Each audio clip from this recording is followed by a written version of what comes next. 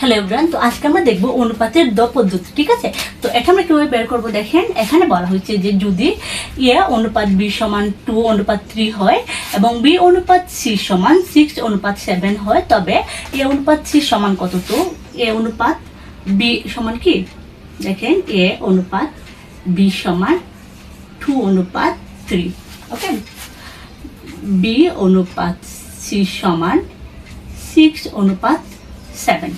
ঠিক আছে, তো এখন দেখেন আমরা ঠিকভাবে বের করবো। বলছি যে এ অনুপাত, আগে আমরা এ অনুপাত বি অনুপাত সিটা বের করি। তো প্রথম আমরা এটাকে গুণ দেবো, তারপর এটাকে গুণ দেবো, তারপর এটাকে গুণ দেবো। ঠিক আছে, তো 6 দুগুণে 12, তারপর আমরা এটাকে গুণ দেবো 3 6 18 এবং আমরা কি করবো 3 7 21। এখন আমরা যদি ভাগ করি, ঠিক আছে, 3 দিয়ে যদি ভাগ করি তাহলে তাই কি হবে 3 6 18 এবং 3 7 21। এখন এখানে বলা হচ্ছে যে এ অনুপাত সি, তো এ অনুপাত সি, তো এখানে এ অনুপাত সি সমান কি হবে 4:7। চটফট সমাধান।